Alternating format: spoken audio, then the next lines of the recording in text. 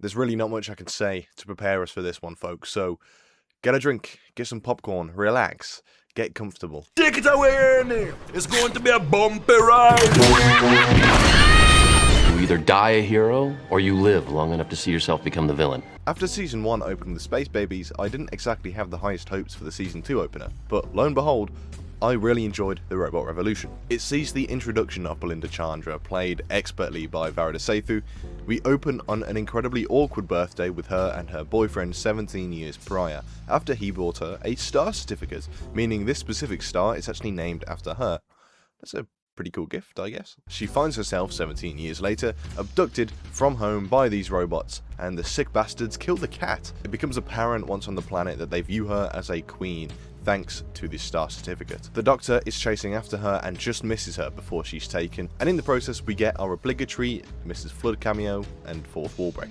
As the Doctor makes chase and pursues Belinda through space, we get this awesome time looping effect that we find out what it's all about later, and I wish we got more of this in the season itself, but anyway, this opening on the whole is very effective. We get to know Belinda a little bit amongst a comedic and chaotic setup. So, this world that Belinda's been taken to has been overtaken by robots, and the AI overlord is going to marry Belinda. It's all very odd, but we get the gist that the AI and its robots are trying to keep the rebellion down, and we get this through some awesome exposition because the robots don't understand the 9th word in a sentence. It makes for some really engaging exposition, although I don't think the edit needed to bash us over the head with it. We find out the Doctor has somehow been here for 6 months already and has actually formed a bit of a bond with one of the rebels, Sasha, who is killed in action right after we meet them. I think this should have happened later in the episode to add a bit of weight, let us get to know Sasha a little bit better, because as it stands, the Doctor has that one single tear, as we so often see in this era,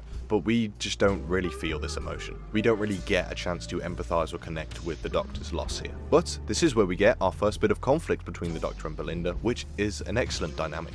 Truly, and it only really shines in this episode, which is a real shame. Belinda is dragged out of her normal life, but the Doctor's adventurous and charismatic nature clashes because it means she's dragged into this revolution. She doesn't know anything about it, and she's got a life. She doesn't want to know anything about it. The Doctor found out about Belinda in his past, but her future, having not known why her name is important, so that meant that when he did eventually hear it, he had to jump in and find out what was going on. We find out that the swooping effect we saw earlier in the episode is the result of a fracture in time, which is why when the Doctor landed on the planet it was 6 months prior to Belinda's arrival. So he's been waiting this entire time. Somehow everything is related to this certificate, and they deduct that it's due to the time fracture. The robots found it in the past, becoming a foundational myth that the planet was named after.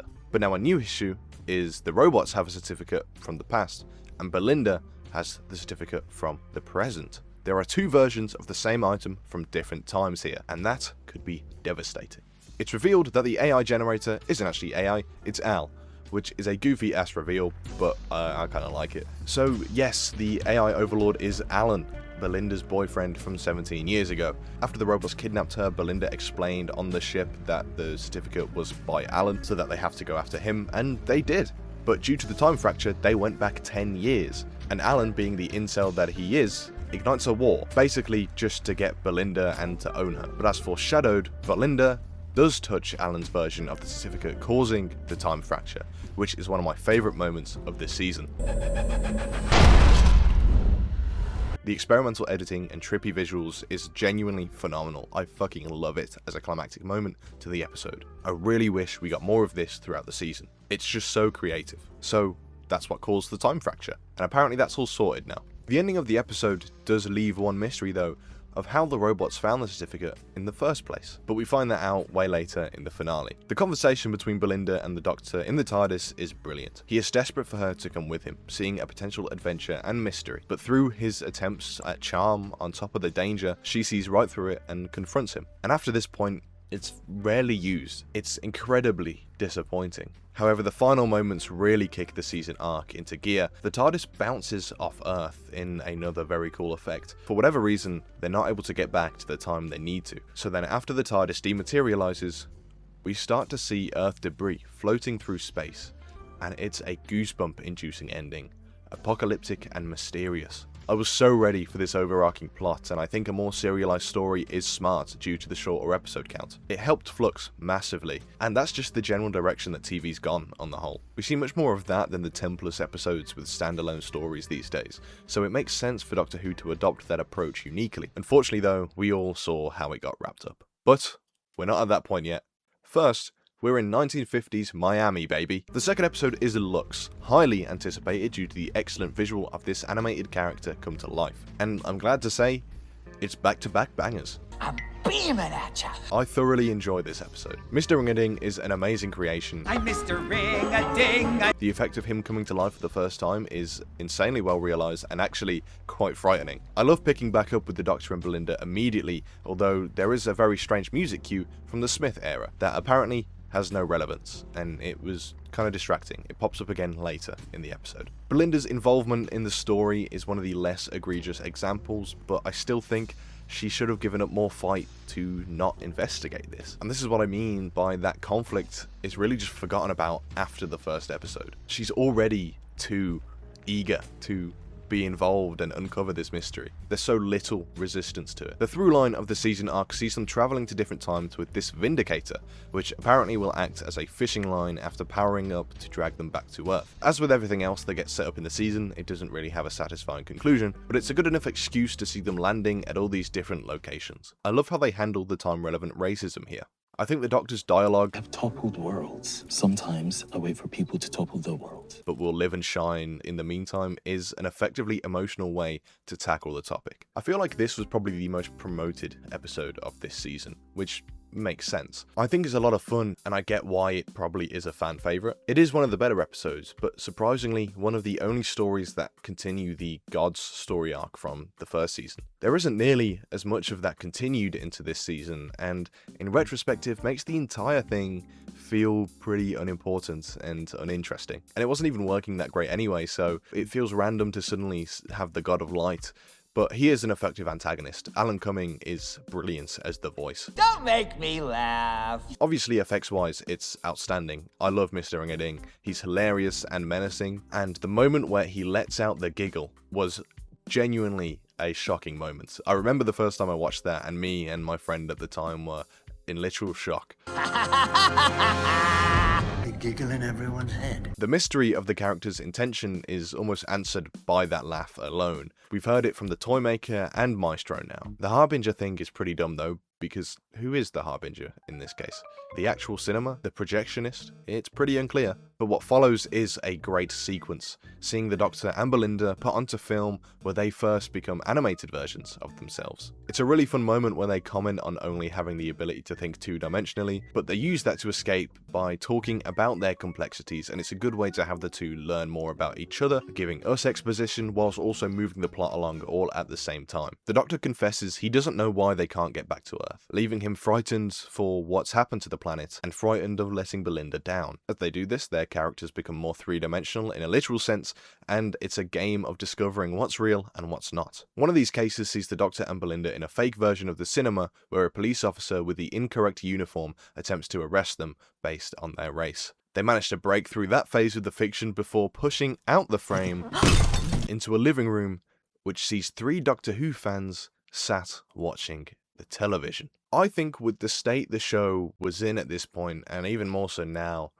this was the worst time to do something this meta. Hashtag RIP Doctor Who. Not that I'm opposed to the show being meta, I think it can be and has been effectively. But I think with the state the show was in when the episode aired, and especially now, this was the worst time for the show to get meta in this way. There's also so much negativity around the program, and whilst I like parts of this scene, it just falls flat because more than anything, it feels out of touch with the real fanbase. And honestly, way too up RTD's own arse. These 3 are bad caricatures of what he perceives the fanbase to be. Something as simple as them all having different favourite episodes would have helped. But despite this, I think the scene is enjoyable, particularly due to Shooty and his reactions to the lack of interest in his stories. I think that's a lot of fun. And I like that it becomes apparent that this is another illusion from Lux, implying this is a bit of a fear of the Doctor. And I mean, imagine you found out that you were in a fictional show this whole time. It would be world-shattering, literally. I think it would have been cool to capitalize that as an aspect of the Doctor's arc, but again, it's just for this scene, and we never really get any more of that. Overall, I think the entire sequence is a lot of fun, and I do genuinely think the fan interaction was supposed to be a love letter, but I just think RTD was the wrong guy to do that. Anywho, they finally break back into reality and see that Lux's intention is to finally become a real boy. Upon learning the Doctor's Time Lord origins, he plans to harness regeneration energy to do this, and it's an excellent final act to the story. The CGI of Lux turning from a 2D cartoon into a 3D entity is genuinely so impressive and creative. It's uncanny and horrifying. But as predicted by the fans within the show, the solution is pretty obvious with all the flammable film, and the projectionist sets it all alight. The projectionist is someone who has been complicit with Lux, basically allowing him to keep taking lives due to the fact that Lux brought his wife back through his light abilities. This is shown through some very emotional directing, and we don't get to know him too well, but he works well enough for the episode and the role he's in. And so he takes up the role to set the place alight, giving up the chance to see his past wife again, and taking his own in the process. This of course breaks open the cinema in an explosion which exposes Lux to the sunlight, the rawest light of all. I think this ends up as quite a beautiful ending, honestly. In being shown the outside for the first time and warmed by the sunlight, it leads him to growing exponentially and essentially becoming a part of light across the entire universe.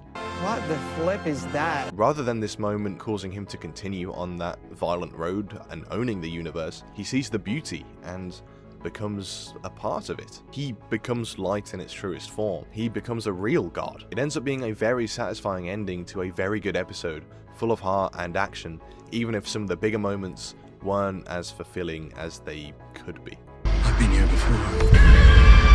I'm not going to talk too much about The Well because I have a whole video dedicated to it, but in short, I do love it. Obviously a sequel to Series 4's Midnight, and follows it up with respect and new ideas that manage to create a unique story within itself. A great atmosphere throughout builds suspense slowly, and there's a great sense of isolation. The mystery of an entity emerging from the well on an impossibly dead planet is a great concept, and I like the evolution of the creature. I don't feel like it entirely banks on our nostalgia for the original episode, because you could quite equally take out the connection and it would stand on its own pretty well. The connection stands more to enhance the story and honestly makes it more frightening to me personally. We already knew the Midnight Entity was highly adaptive, but now we've seen it 400,000 years later, and it's put into perspective just how powerful this thing is. My only issue is really the moment we do briefly see it in some kind of form in the hallway, and I think they defeat it a bit too easily. However, I adore the ending. Having the entity escape is a terrifying thought, and I now kind of hope we revisit that at some point. The episode also progresses the series arc of Earth seemingly being missing in a pretty effective way. None of the crew have ever heard of Earth or humans, and this raises serious concern for the Doctor and Belinda. But next up is Lucky Day, the return of Ruby Sunday, who is not in this season nearly as much as I thought. Hello everyone. This is another Doctor Light episode in a short episode count that I can't help but think could have been used better. But anyway, it's the story of Ruby and Conrad, life after the Doctor, and how that still affects her greatly. I don't love this episode. This was the first one that I didn't like as much. I love Ruby's point in it, and how it's really about her ability to move on after such a shift in her life, going through a hefty transition. Every day is like fight or flight, and I'm just waiting for something to go wrong. It's something I can really relate to when there's a big change, and she has to confront that directly when Conrad uses her to present his own agenda, and this is what really fails the episode for me, because I hate Conrad. Not in the way we're supposed to, but because he's genuinely quite stupid in a way that doesn't feel intentional. His whole goal is to prove UNIT wrong and expose them for using the people's tax money against aliens when there's no such thing, and I guess ultimately because he wants the control that he has never felt in his life. He just wants to be the master of his own world. But like, this is impressively thick, no? Because also taking into account how there has been undeniable proof of aliens for the longest time on Earth now, so why would he choose that as his way to gain control? It doesn't make any sense whatsoever. It's just dumb, man, but I enjoy Ruby and UNIT's fight back against his stupidity. I particularly love the final scene in UNIT Tower where Kate forces him face to face with the actual deadly creatures, and it presents the morally greyer actions that take place when the Doctor isn't there. And then it does end on an excellent note where the Doctor himself comes face to face with Conrad. No need to thank me. And this is how he learns the name Belinda. Have you met Belinda Chandra yet? Who? So at the start of the episode, the Doctor and Belinda ran into a young Conrad, as a child, and that began his whole fascination with that world. But when the Doctor confronts Conrad at the end of this episode, he's only travelled with Ruby, basically giving Conrad the ability to spoil the Doctor's future. So in the face of that and how he hurt Ruby, the Doctor lashes out, and Ncuti gives an excellently cold performance. He has a few moments to flex those more intense muscles this season, and he is incredible at that. You want spoilers? You die in a prison cell at age 49, alone and unloved. The world carries on, the world gets better. But unfortunately, the writing never gave the Doctor really any semblance of an arc this season. There were hints of one that maybe just didn't come into fruition.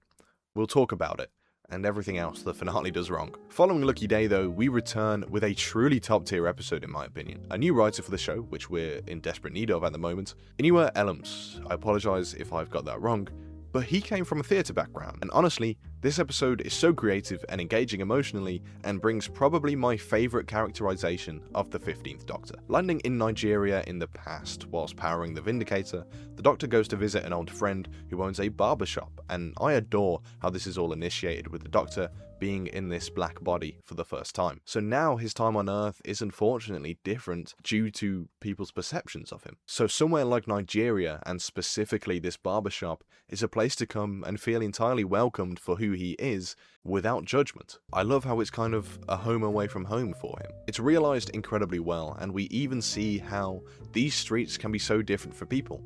The Doctor feels at home, but for Belinda, it's overwhelming. I think it's an excellent episode about a great many things, and some of those I don't think I'm the best to discuss, but this is one of my favourite interpretations of the character overall. And I also think maybe the freshest the show has felt since the Chibnall era. I think there are some plot issues, but overall I really enjoy the episode, and it feels incredibly character driven, and wish it came earlier because it does such a good job at giving us an idea of this incarnation. I think one of the most refreshing things is the inclusion of gods, but different to the Pantheon, and because of that Pantheon storyline it does get a bit confusing, but this is actually a very grounded story about people and the importance of stories and faith to people. The Barber is an excellent villain who manages to be both threatening and by the end incredibly sympathetic too, but this is another moment where the format of the series fails the writing, because it was only one episode ago where we saw the Doctor's rage at Conrad, where, in comparison, in the grand scheme, the Barber is a lot worse, and the Doctor takes a wildly different approach, and it's no fault of Ncuti, he executed both emotions perfectly. This is just me pointing out the frankly poor show running and structure of the era. All the side characters are effective as well, even though they're in the background, they contribute to the story, with some on the side of the Doctor and others on the side of the Barber. The entire episode revolves around identity, and it is an episode to really think about. Belinda isn't a huge factor, and you'll notice I'm talking about her less and less, and that is another big issue with the series, but she is good at grounding and accompanying the Doctor in this story. We get that flashback of seeing Belinda. It was a great bit of added depth to her as a character and ties her to home here on Earth. So, basically, the Barber had been using people's stories to fuel this huge spider contraption, which is kind of a lot to wrap your head around. It doesn't really make any sense when you think about it, but to the best of my understanding, this is the Barber's tech, and I guess it functions similarly to the TARDIS, and this is a huge thing that is fueled by stories. Once you're strapped in the chair and getting that fresh cut, the story you choose to tell fuels this thing, which is why they've been waiting for the Doctor. A character with the biggest catalogue of stories, including one with the character Omo, who he had met when he was a kid, and you can read about this in a short story on the BBC website. It's very good, I recommend it. But there's great conflict between the Doctor and Omo, because he essentially sold him out. But anyway, just on concept alone, this is a very interesting episode, and it turns out the Barber isn't any one of these gods that he's claiming to be, but he's the one behind the stories that made them. He's an artist who hasn't received the credit that he deserves. He crafted the stories that gave the gods power and brought all these people together, but he was just left to the wayside. He seeks revenge and is using other people's stories to get that revenge. There's a great sense of rising pressure, because how many stories can you really tell? It's very well shown when the Doctor first sits down and feels the power using him. The huge spider is amazingly visualized with this huge web called the Nexus, something the Barber created. It's a way for stories to travel through the universe, and because of how far these stories have traveled, that's how the Barber has been kind of left behind, and he seeks to control his creation. Before we talk about the ending, I need to talk about the return of the fugitive doctor. This comes because of Abina, a mysterious woman helping the barber, who met the doctor when he was in the fugitive's incarnation. And she's hurt by the fact that she didn't take her with her or come back to visit. We've seen this before when the doctor hasn't taken potential companions with them, and Abina feels abandoned by the doctor. The big plot hole here is that the doctor shouldn't technically remember this, but I think it just about works at creating tension within the environment and adding layers to the characters. But it doesn't take too long for the doctor to get her on side. She ends up telling her own story as she covertly shaves a route to the engine room of the spider on the doctor's head. A very creative plan, and the actual engine room is very well crafted. The brain that expands to show a tree, and the beating heart that has been collecting all these stories. Now the ending is admittedly predictable, but incredibly fulfilling nonetheless. For a story that is all about stories and their meaning to consumers and the artists, it makes total sense that would be the concluding factor. So the Doctor uses the shortest story, but one that is the crux of society. I mean, stories are the foundation of life itself. Where we are today is built on stories that are true and false. So the Doctor's story to the engine, I'm born, I die, I'm born, which of course results in overloading the machine because of the Doctor's vast, never-ending life. The Doctor comparing his life to a barbershop, home to so many tales, is a beautiful idea. Home to so many tales, not even just from himself, but everyone he's met along the way, is legitimately beautiful. I think the ending is equally emotionally effective.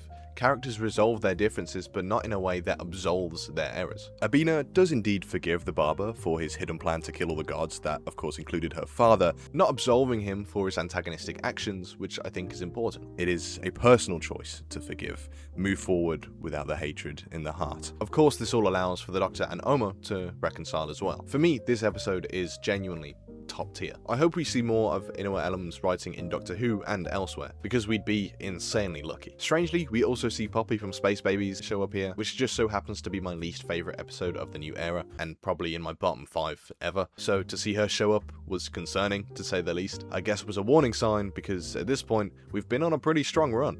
Season 2 has been hit after hit. Not perfection, but the only episode I actively didn't want to rewatch was Lucky Day, which isn't necessarily awful, but just pretty dumb. Sadly, such a positive time in the season and amongst the fan base shifted, and what followed in the next 3 weeks, to be blunt, was really fucking bad. I had such little interest in the Interstellar Song Contest because I've never really cared about Eurovision. I've never understood it. So for Doctor Who to be doing an associated episode, I really couldn't get excited for it. No shade to those who enjoy Eurovision. Of course, I know there's a lot of people that do. I just don't really like it anyway. The thing that did stick out to me though was how this episode looked like it had a real sense of scale and a real budget behind it, and also another new writer in Juno Dawson, but unfortunately I think the writing here is pretty bad. I think the characterization of the Doctor is appalling, and I think the episode takes a really weird stance politically. The first act sees an admittedly spectacular sequence that is built up very well, and the actual sight of everyone getting taken into space after the air bubble explodes is genuinely amazing. It reminded me a lot of Nope. It was awesome, but at the same time, it's one of those instances where there's so many deaths that you just know it's going to be reversed by the end because it's too dark for Doctor Who. But I honestly think if everyone had actually died then, I would have liked this episode much more. It would have not only added a layer of darkness to the story, but also would have made the Doctor's actions at the end of the episode more impactful and more understandable, I suppose. Even though at that point in the episode, everyone is still floating in space, we as the audience kind of know that somehow he's going to do something smart and reverse it. If we never got that, then his rage and literal torture of Kid would have had more of an impact. Still would have been conflicting, but in a more effective way. And that is the big talking point of this episode, but there's some stuff to discuss beforehand. The Doctor is somehow woken up by Susan, which is never explained, and likely never will be now. It's so dumb, I kinda despise it. To bring her back for literally nothing. It's a fun scene. I'm not seriously going to use a confetti cannon to fly through space. And I do like that in his presumption that Belinda has died, he is now fueled with rage and vengeance for the rest of the episode. I do really like that. And I will stand and watch you freeze to death. But from then, there's really not too much that happens. It's just a lot of walking around until we find the two that initiated the attack on the contest. So we learned that they're survivors of an invasion. Their home planet was invaded and the main antagonist is called Kid, and the reason for that is because his mother was shot right in front of him before she could even name him. A pretty tragic backstory, and the planet invaders actually sponsor the song contest. So Kid is a vengeful terrorist. That's actually what it says his villain type is on the wiki. This is why I find the Doctor's torture of Kid conflicting, because that is what it is, he is torturing him. On one hand, I'd love to see a more unhinged and rageful Doctor, and I think 15 needed stuff like this more than the others. And especially in this season, where we see in the Robot Revolution, the Doctor pushed by Belinda because of his negative traits. It looks like there was almost a great arc here, but due to the contrived fluctuation in episodes throughout, for example, his anger in Lucky Day, but more sympathetic approach after that in Story and the Engine, there's no progression or degression, it's just a mishmash of everything. And particularly when Kid does have a sympathetic backstory that the Doctor would definitely empathise with, having him literally torture him, it feels a bit icky. I thought this was prime time to return some conflict to his and Belinda's relationship, but it's really not even mentioned. It's brushed off immediately by saying he was upset, and then we get a Graham Norton cameo. Oh my god, it's Graham Norton. So I know you don't want to hear it, everyone hates to hear about politics in Doctor Who, but it's a political show, it is. Everything is political to a degree, and Doctor Who is more than most. I think that is maybe the biggest detriment of the episode though, the politics, because the writing has a fundamental misunderstanding of its politics. I think it's honestly borderline offensive and almost definitely insensitive due to its approach to survivors of something that seems to be a genocide. The episode ends on the reveal that Earth was destroyed on May 24th, 2025, and now when using the Vindicator to finally return, we get an excellently eerie moment where we hear the cloister bells that is always an effective sound cue, and then the TARDIS explodes.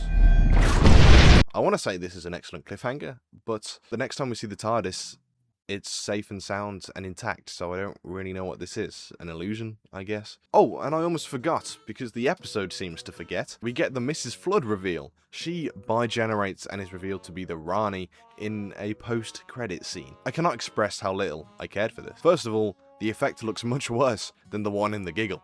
And second, it's a post-credit scene. This is a huge mystery throughout series 14 and 15, and this is the reveal. It feels like a last-minute insert of them remembering they had to give us an answer to the character. And what's worse is we never truly get a grasp of who the Rani is in the following two episodes. Despite Archie Punjabi giving an excellent performance, we only get glimpses of how she could be a new interesting Time Lord, but never to any meaningful extent, and Mrs. Flood's incarnation is literally just pushed to the background. So yeah, considering this was the big reveal for the series antagonist, it's really underwhelming. And also due to the prior appearance of Poppy the Space Baby, I was so totally prepared for a fumbled finale yet again.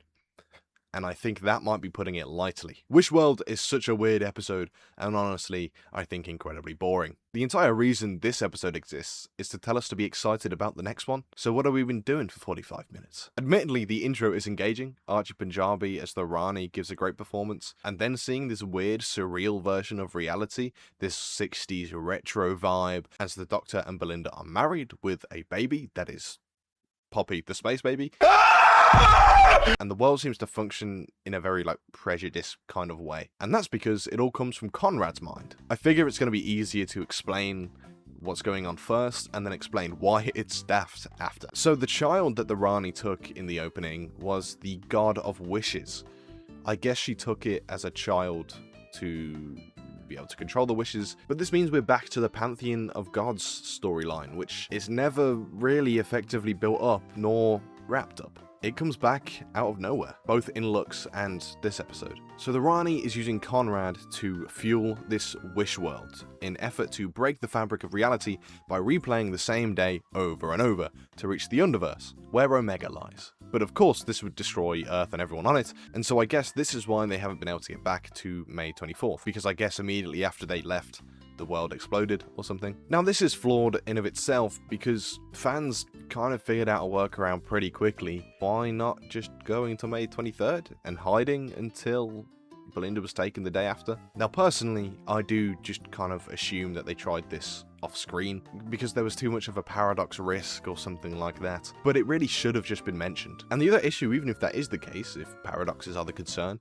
is that surely there's a bigger risk of a paradox every time the Doctor lands on Earth now. At least in his past incarnations, we know he always is going to Earth. And now there's a Doctor permanently on Earth with Ten's face for a second time. Surely that's a huge risk if the 9th Doctor runs into the 14th Doctor. So there isn't really an excuse for not addressing this workaround. Hear me out on a potential explanation and what maybe was supposed to happen in the season, or maybe this is just me creatively thinking and problem solving this season. I theorize that the Doctor was initially meant to go on a much darker and regressive arc in Series 15. There's a deleted scene from the Robot Revolution that should have been kept in, where Belinda challenges the Doctor even further. It's empty. You could not have a more empty space. So maybe you invite people in and say it's destiny.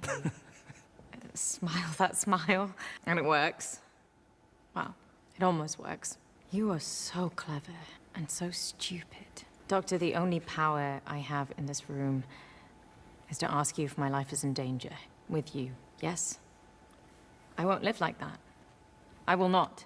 It shows much more how she's just so doubtful of him, calling out his charm and everything. So I think what could have been an effective of that plot hole of going back to just May 23rd is that maybe the Doctor chose not to try it, and maybe he lied to Belinda.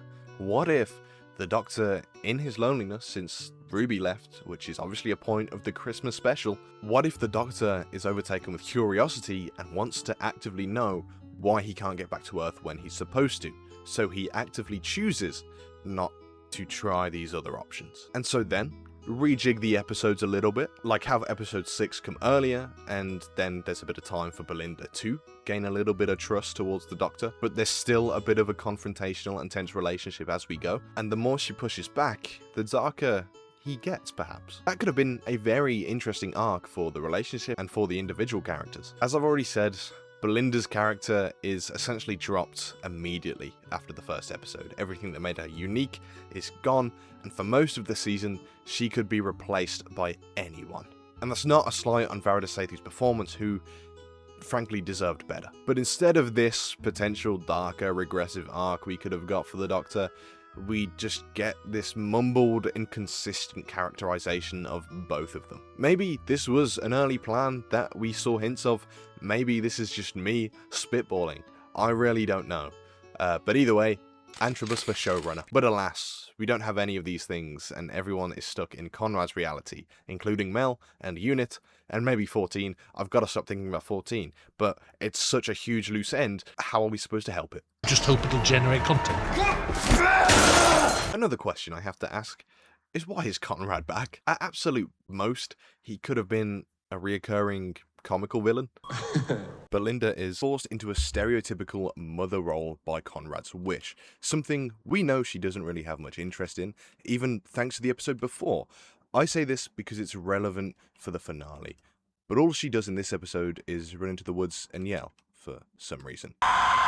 If anything, this would also seem to imply that she knows this wish isn't her life, and it's not what she wants, right? As I say, this is all from Conrad's mind, and Conrad can't even perceive of a transgender person, which is why Rose doesn't exist in the wish. So imagine how it feels to then watch the Doctor put her back into this lifestyle. I cannot fathom why the Rani would choose him to project the world. So the episode follows this weird reality, but the Doctor slowly begins to break out of it, and Ruby is here as well. She's kind of halfway out of it already, and that's kind of all there is to the episode. It doesn't really progress. We know the deal from the very beginning that none of this is real. So yes, you need an element of this story to be the characters break out, but that can't be the crux of the episode, and it is. It's just a total waste of time. We don't even really get to commit into living in this world for that long. So this is just a completely stagnant episode. I think it's an awful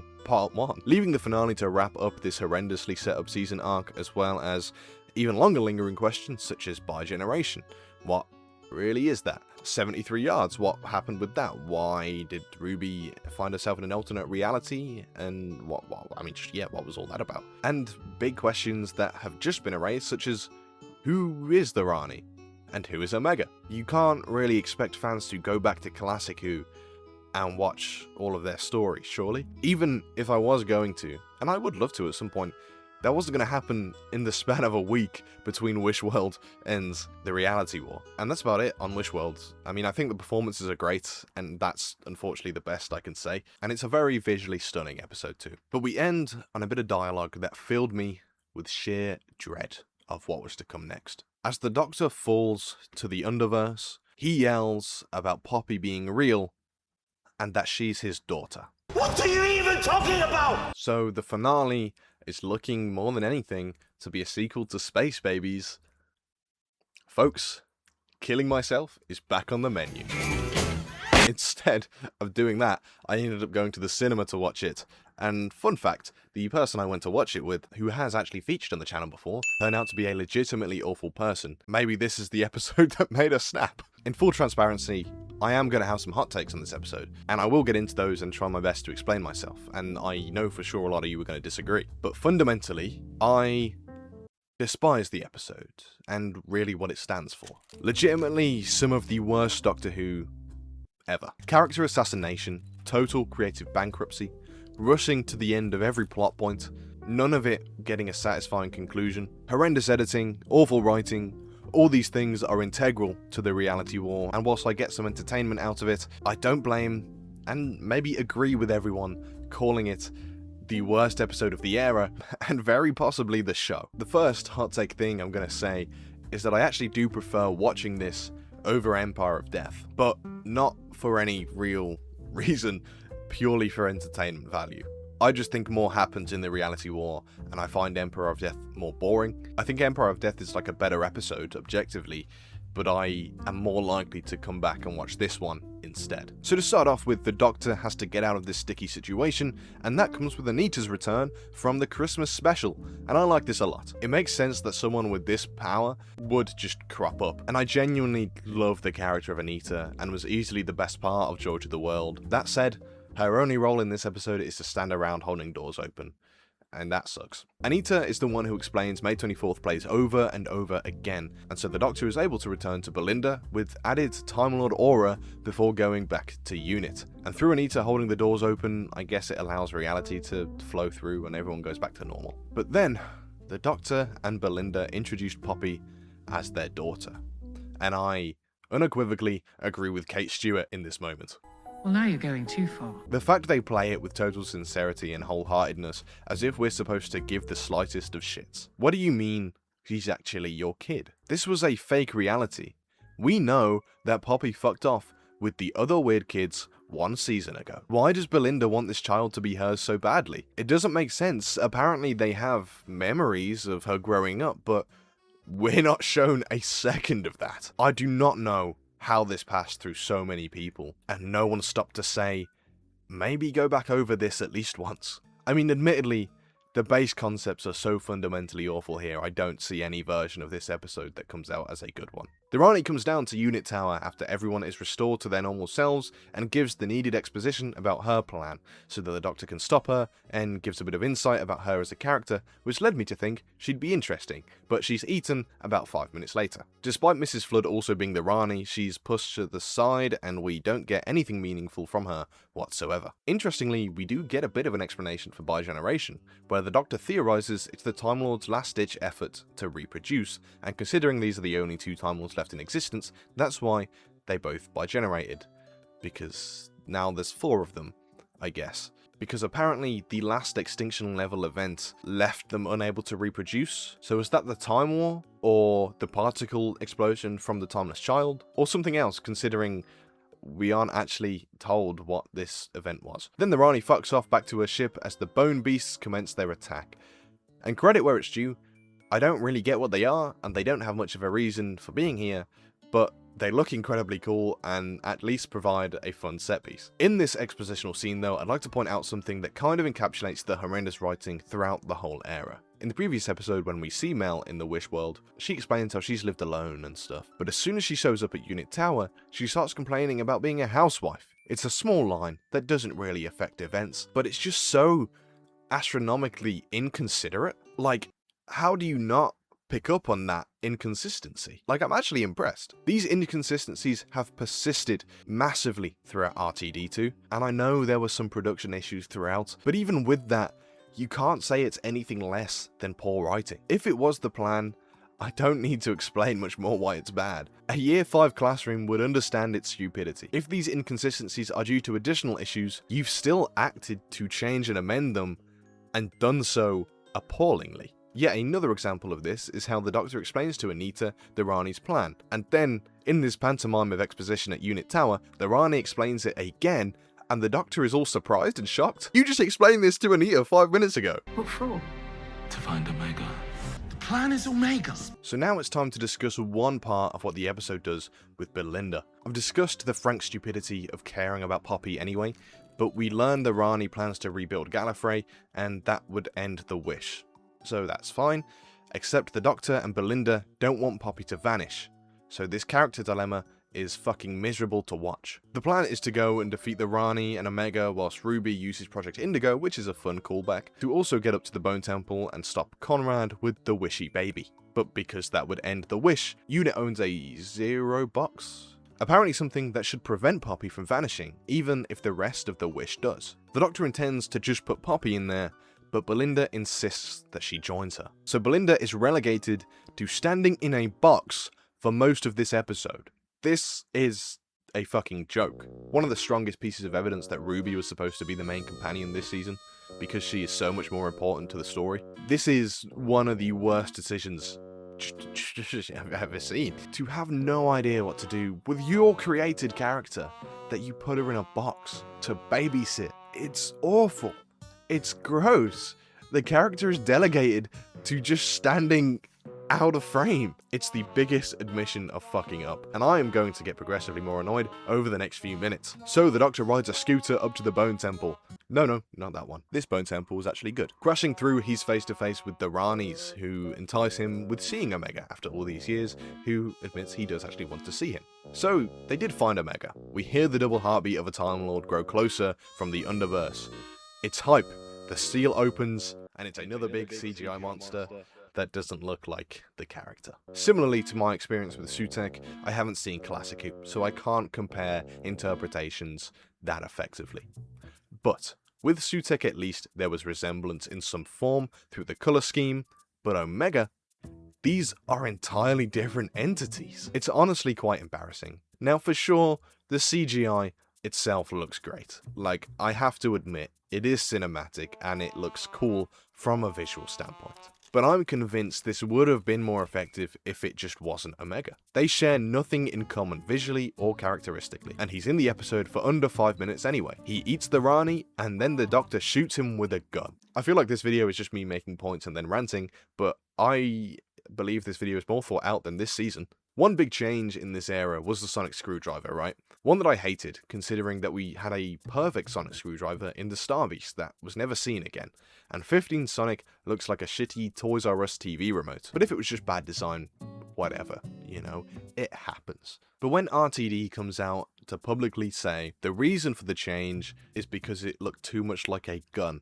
first of all, he's talking out of his ass cheeks. But then I want you to think about that quote and look at the frame on screen right now. They're the same picture. What are we doing here, man? Like, I actually don't understand. I'm someone who would always rather have some Doctor Who opposed to no Doctor Who. And I've liked a decent bit of this era, but when it's been bad, it's been really bad. It's become clear RTD wasn't the best choice to come back, at least post 60th. The way he has spoken about the show has been utterly embarrassing. Every time he says anything, it makes me cringe now, explaining his baffling creative decisions through even more baffling explanations. They've taken the approach to say this was all planned for Ncuti to go after 2 seasons and such. It was always the plan. They stole it from me, Carmine! They took it! I mean, you only have to do a 5-minute Google search to see that he's totally lying through his teeth. Billie Piper has said numerous times she got called so soon before the finale aired and Ncuti discussing shooting plans for Season 3 in press before they were forced to cut them, and recently discovered the war between the too long of a title was ready to go before most of Doctor Who. I'm trying not to get too much into production chaos, and by the way, I actually really like the war between the land and the sea, but it's impossible when the messes of behind the scenes are splattered all over the screen. But anywho, the Doctor blasts Omega back into the Underverse using the Vindicator, because it's not only a device to help him back to Earth, but also a way to find Omega in the Underverse, and also, as we said, a big gun. Ruby stops Conrad in yet another ridiculously stupid decision. She retrieved the God of Wishes, and to remove Conrad from the equation, she wishes Conrad was happy.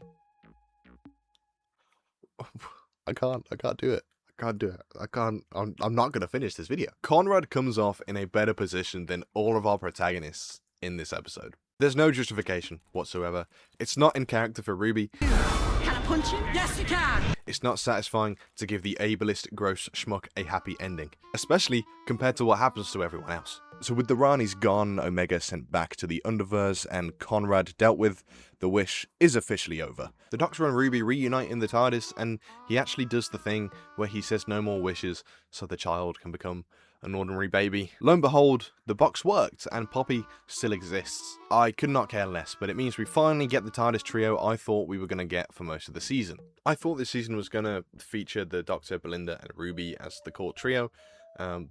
I was obviously just mistaken in that. And I have to agree with the fanbase on this one, in that I think this scene is a masterclass. After Belinda takes Poppy's coat off, her and the Doctor discuss their future and how she's now excited for adventure and where they can take Poppy. And I mean, Belinda hasn't really had this arc, they're just kind of pretending that she has, but the actual execution of the scene is brilliant. The two start folding Poppy's yellow coat as they hand it back and forth, but Ruby and us notice it starts getting smaller and smaller until there's nothing left. And as Ruby watched on, she looks to the cot to see Poppy has now vanished. Naturally, she brings this up, but the Doctor and Belinda have no knowledge of a daughter named Poppy. The Doctor just knows the space baby Poppy that he and Ruby encountered. So this is where the scene takes a strange turn. Ruby is understandably distressed at the disappearance of this child. The Doctor initially responds by saying Ruby's memory was scrambled, which is a rather dickish thing to say, and just brush off his friend's concerns, but for me, Ncusi's performance in this scene, particularly this wink, makes me feel the performance is intended to portray something entirely different to the edit. As the scene played out, I thought the Doctor knew what happened to Poppy, and was trying to communicate that to Ruby without emotionally hurting Belinda. But when they return to Unit Tower, this energy is completely lost, and the Doctor continues to bash Ruby for her claims as she asks everyone if they remember a child named Poppy. You are remembering this wrong. Not only is he rude to Ruby, outright stating that she's wrong, Belinda is the same.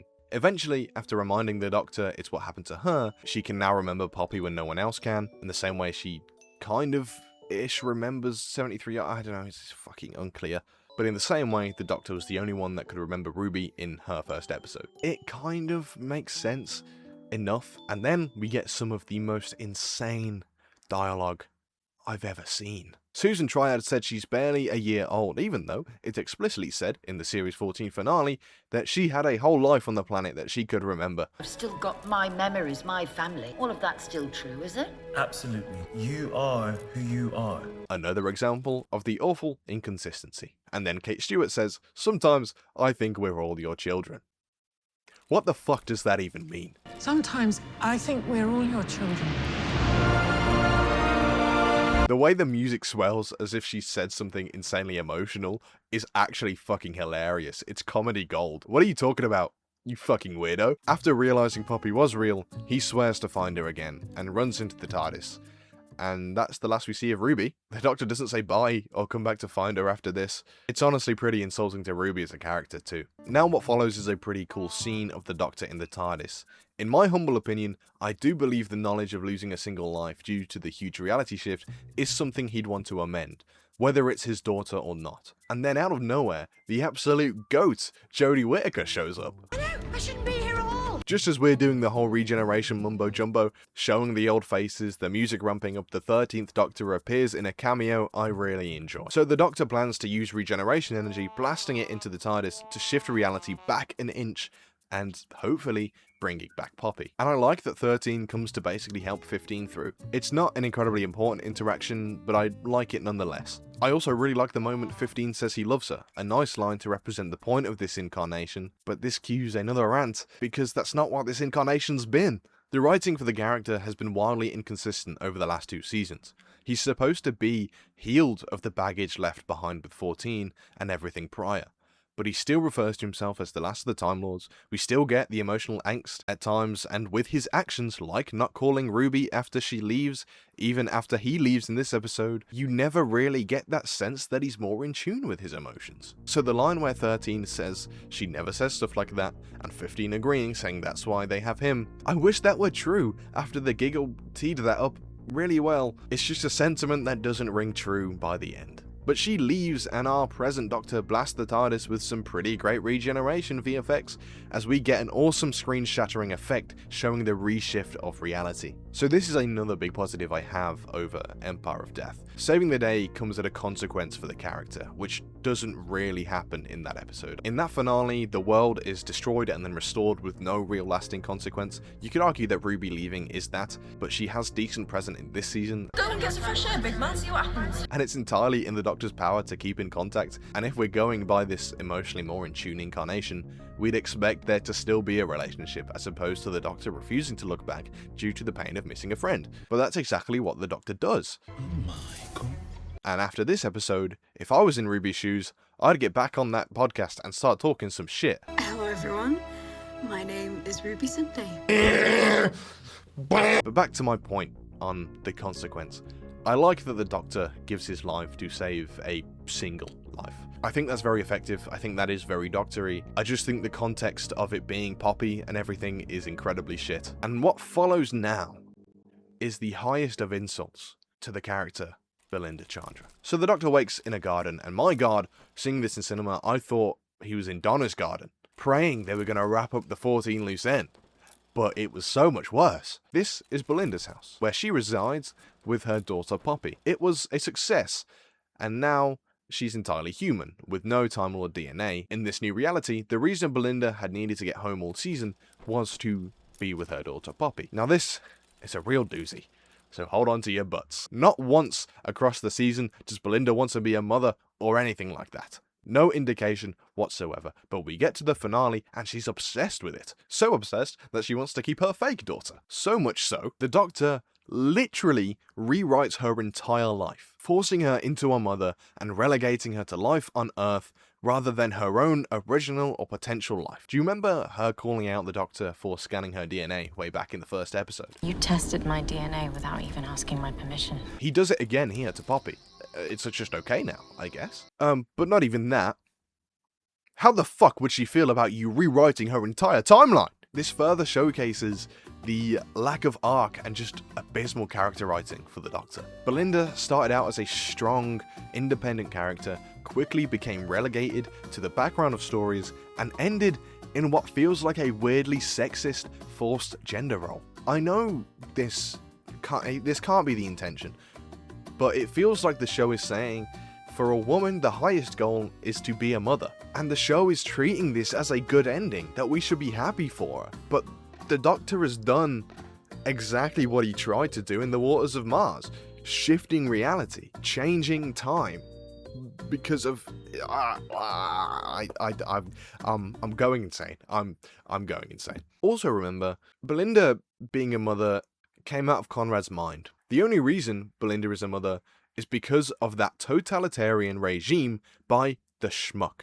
But the Doctor then forces that back onto Belinda in the end. You see how this looks, right? Again, I'm sure that's not the intent from the BBC or RTD or anyone involved. I know everyone's been throwing Rotten Tomatoes at RTD, and understandably so.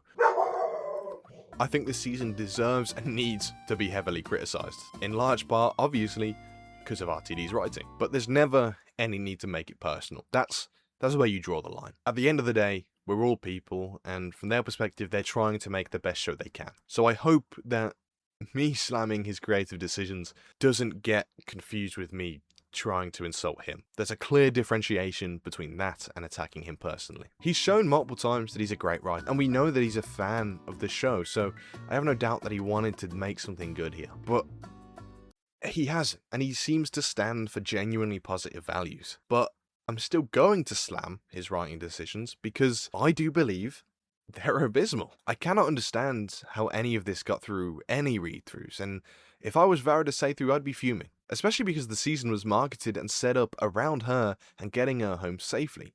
But instead, the journey ends in her becoming an egregious gender stereotype. As stated as well, this all paints the Doctor in an incredibly negative light. You could quite easily turn him into the villain of the story here. Something I've forgotten. That's our lives. Beautiful things can be forgotten and gone, but they still happened. This is wrong, Doctor.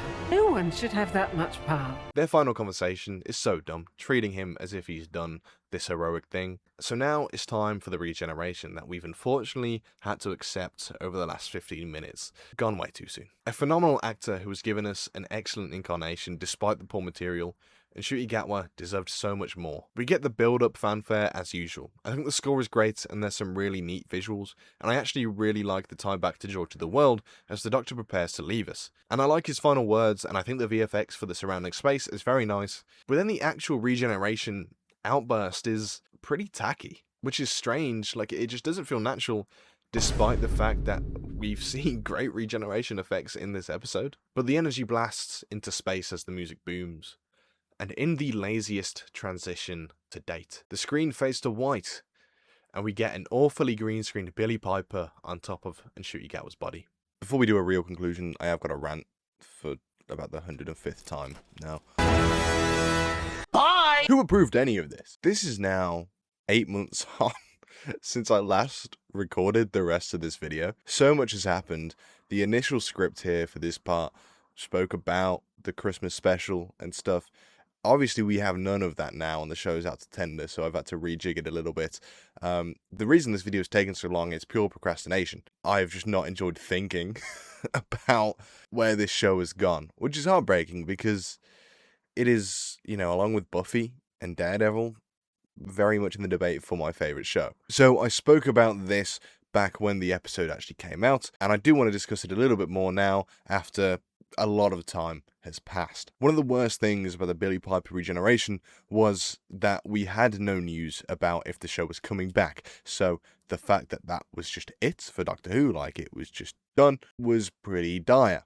Now, we got the Christmas special announcement, and it was like, okay, phew, the show's not over, so that's not the last thing we're ever going to see, except now we know the Christmas special never even existed, so it is the last thing we're ever going to see. Don't get me wrong, Russell T Davies has proven time and time again his qualities as a writer. So I don't know if it's a him thing in general or his approach to specifically Doctor Who this time around. It has come off incredibly ego-fueled and as if there's a total lack of respect and appreciation and really care for the fan base. A fan base that has been following this 60-year-old show. A show that is so notorious for being progressive, for being meaningful to many families across the world, and he has also displayed a lack of respect for the show fundamentally and the show's future. It will be back. I don't have any doubt that it will be back. So yes, when I say that it's been cancelled, it is somewhat of a clickbaity thing to say, but also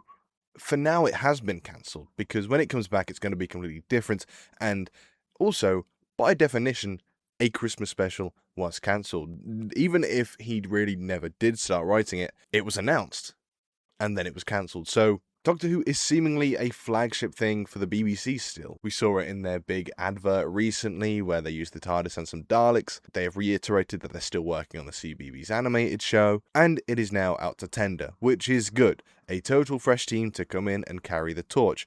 But that doesn't change how the show's been left, where writers and producers must see it as radioactive even a year on. This ending was a huge admission of defeat, a last gasp effort for attention, maybe. It shows how this guy just straight up doesn't understand Doctor Who anymore. In the same way shoving Belinda in a box is an admission of not knowing what to do with her as a character, casting Billy Piper as the face of the next Doctor is acknowledging that they are are afraid people are detaching. It is the most desperate attempt to rope people back in I think I've ever seen from anything. No Way Home was all about nostalgia. Deadpool and Wolverine, the same thing. That's right, Wade. In this era of multiverses being a big part and a big gateway to bring in old characters that people remember and use nostalgia as a weapon to get people in seats, I think this is the most egregious example out of all of them. Maybe only rivaled by The Flash. It is the definition of creative bankruptcy. It's worth noting that I love Billie Piper. I think she's a genuinely brilliant actor, and I have no doubt she could be a great Doctor. I have no doubt she would be great playing a different character within this show. But I know that you guys know what I'm talking about here. And now that we won't have anything for years, this is the end of the show as we know it. One way or the other, it is. Whether they fully reboot it, which I despise and pray they don't, because that would mean even more so that the last shot of this great show that went for 60 years almost straight ended like this. Or if they do continue on and have a big time gap like the original Wilderness years, which I hope is their approach, it is still going to be a new format, a completely new creative approach, which I really can't wait for. But it will be a completely different show, chances are also starting again from series or season 1. The show that we've been following since 2005 with Eccleston is finished as we know it. For as much as New Who did change with showrunners and such, this will be the biggest change we've felt, maybe in the entire show's history, I imagine. And what's really upsetting about the whole thing is that it's completely self-inflicted destruction. I think it's safe to say we're not going to get this cliffhanger followed up, and I'm fine with that. I'm normally of the opinion that if you even set up something shittily, follow through with it, because there's always the chance that you could retroactively make it better. I think the 60th specials retroactively made The Timeless Child better. I recently watched Brand New Day. I think that retroactively made a lot of the issues in the Holland trilogy feel less bad, especially the identity reveal. I think Brand New Day, for all intents and purposes, saved Spider-Man. I'm going on a tangent again, but with this and with the context of what this represents and what is now happening with the show, I would still like to discuss some of the opinions on if Piper was about to continue into the Christmas special and potentially further. Because, I mean, this is what we were left with, so I am going to still talk about it as I originally planned for the most part. I saw a lot of people say that we've never had a companion play the Doctor, so that makes it new. But that really doesn't work as an excuse, in my opinion, because most of the time, the companion is equally as much of the face of the show as the Doctor a lot of the time. And that's not happened nearly as much as it did with Billie Piper, the first companion. I mean, the first episode of the revival is called Rose, named after Billie Piper's character. She was so integral and so impactful to this show that they had to bring her back for the 50th. And that was a great example of how to do this well. This is the complete fucking opposite. Generate content. You can't keep getting away with it! A single decision that made an already abysmal episode worse in just about every way. People weren't going to be a fan of this episode, even if it was an open-ended regeneration, but throwing this in just split the fan base into total chaos. I genuinely think this single-handedly is maybe the worst decision Doctor Who has ever made. The Timeless Child was bad, the Bi-Generation was bad, but for this to happen, and at the time, and with the context surrounding it, I just don't think you could have done something worse. Let's try and wrap this up, finally. This has been a long time coming, and a long time being here. The entire Disney era has been an absolute mess, and nothing more than a failure. There's a big theory that Belinda was meant to be Ruby, and I try not to let the jibber jabber affect my viewing, but this is probably true. The first 3 episodes, Belinda has decent focus, albeit even after episode 1, she fades into the background more than I'd like. After The Well, she is completely interchangeable, completely unlike how she was established in episode 1. Even in episode 2, which I spoke about when we discussed Lux, she's immediately too open to the travels compared to how she was in episode 1.